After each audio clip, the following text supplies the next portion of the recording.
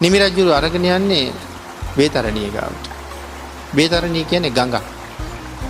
මේ ගඟේ තියෙනවා වේවැල්. විශාල වේවැල්.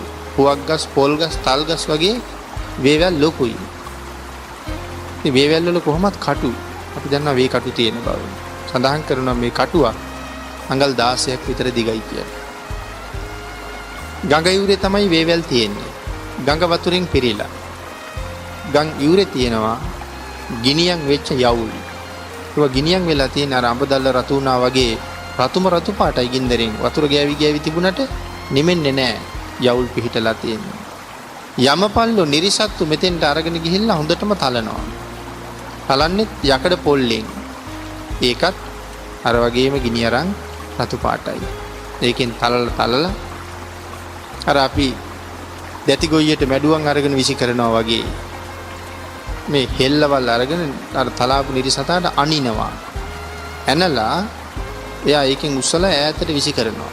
අර පොල් අහුල නාය ගාව තියෙනවා එහෙම උලක්. ඈත තියෙන පොල් ගෙඩි අරගෙන ඒකෙන් උස්සලා ඈතට විසි කරනවා. අන්න ඒ වගේ අර යවුලෙන් ඇනලා උඩට විසි කරනවා. ඈතට වීසි වෙලා ගිහිල්ලා මේගොල්ලෝ අර වේ කටු වල තමයි පැටලෙන්නේ. අඟල් 16ක් විතර දිගයි. මේ නිරිසත්තු හරි ලොකුයි. නිරේ ඉපදුනහම හරි ලොකුයි. සඳහන් කරනවා ගව් 3ක් විතර කියලා. 3 ගව් පමණ උසයි. හැබැයි ඊටාම සියුම් ශරීරය. පැහැදිලි කරනවා මේ මල් පෙත්තකින් ගැහුවොත් කුඩු වෙන තරම් කියලා. තරම්ම සියුම්. නමුත් අර තරම් ලොකුයි.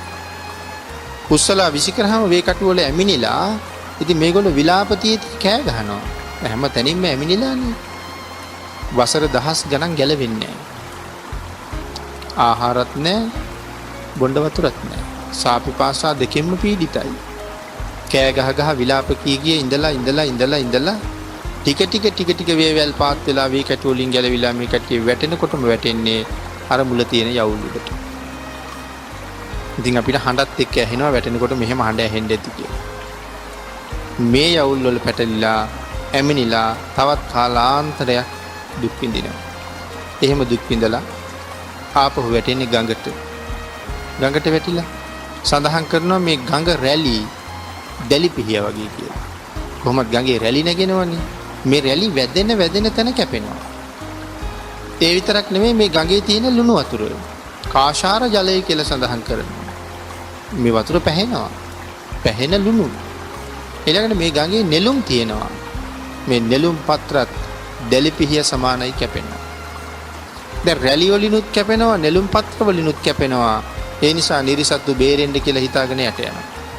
යටට ගියාම ගම්පතුලේ දැලිපිහිය හා සමාන වූ පිහිය තුඩු උඩට තියෙනවා කියලා සඳහන් කරනවා. පෙති ගහනවා. මැරෙන්නේ නැහැ. කර්මය ගෙවන්න තියෙනවනේ. එතකොට කැපෙනවා ලුණු වතුර, පැහෙන වතුර කොයිතරම් වේදනාවක් විඳිනව ඇද්ද? ඉතින් මේ කොහොම හරි නිරේ බලලා නිමි රජුරුව වෙවුලන තරම් බයයි. මේ නිරේ අපි දැන් මේ කතා කරලා අහගෙන ඉන්නවා විතරනේ. නමුත් මෙතෙන්ට භාජනය වෙච්ච පුජ්‍යලයා කොහොම ඇද්ද? ඒ නිසා නිමි රජුරුව අහනවා මාතලී මනුස්ස ලෝකේ ඉන්න කාලේ මොන කර්මය කරලාද මාතලී මේ තරම් දුක් විඳින්නේ කියලා. සඳහන් කරනවා ස්වාමීනි මනුස්ස ලෝකේ ඉන්න දුබල මිනිස්සුන්ට ප්‍රබල මිනිස්සු විසින් අත්පා වලින් ගහනවා, අතින් ගහනවා, පයින් ගහනවා, හිංසා කරනවා, පීඩා කරනවා.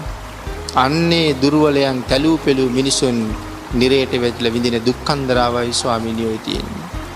එහෙනම් කවුද මේ ඇමිනිලා දුක් විඳින්නේ?